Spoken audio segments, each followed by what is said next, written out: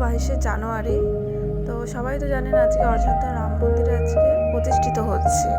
তাই আমরা বাড়িতে বসে এইগুলোই মানছি আর কি, যেগুলো বলেছে নিরামিষ খেতে, প্রদীপ জ্বালাতে। তো এগুলো আমরা পুরো মন থেকেই মানছি। নিরামিষও খাওয়া আছে সারাটা দিনই, তারপরে সন্ধ্যাবেলা বাতিও জ্বালাবো।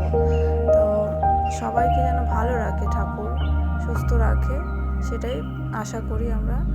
এবার আমি টিফিনটা নিয়ে নিয়েছিলাম, বাটার দিয়ে টোস্ট নিয়েছিলাম, এদিকে কলা আর দুটো মিষ্টি নিয়ে আমার একসঙ্গে টিফিনটা নিয়েছিলাম। একবারে ব্রেকফাস্টটা এখন করে নেব। তো আমার খাওয়া হয়ে গেছে, এখন ওকে খাওয়াচ্ছি। আর টিভিতে চলছিল রাম মন্দির দেখাচ্ছিল, তারপরে যেগুলো হচ্ছিল গান টান এগুলো হচ্ছিলো, এগুলোই শুনছিলাম আমরা, বেশ ভালো লাগছিল শুনতে।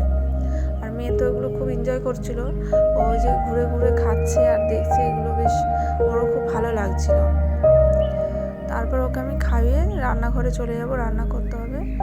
আজকে রান্না করেছি হচ্ছে বেগুন ভাজা, সোয়াবিন আলুর তরকারি, এগুলো দিয়ে আমরা লাঞ্চটা সারবো। তারপরে তো সন্ধ্যাবেলা এখনও সন্ধ্যা দেবে শাশুড়ি মা, তো প্রদীপ জ্বালবে। এই প্রদীপগুলো আমি নিজে বানিয়েছিলাম, তাড়াহুড়ো করে, খুবই কাজ ছিল, তার মধ্যে 5টা প্রদীপ বানিয়েছিলাম আমি। তারপরে মা সন্ধ্যা দিল, যে ঠাকুর ঘরে দিল, এখন তুলসী মন্দিরে দিচ্ছি। আর আমার মেয়ে খুব এই সমস্ত ভালোবাসে, ওই প্রদীপ জ্বালাচ্ছে, ও এখানে বাতি দেবে। এবার ওখানে আমি পড়তে চলে যাব, পড়তে বসাবো আর কি। তারপরে রাতে রান্না করবো ভেবেছি আজকে খিচুড়ি, এটা দিয়ে আমরা ডিনারটা সারবো আজকে।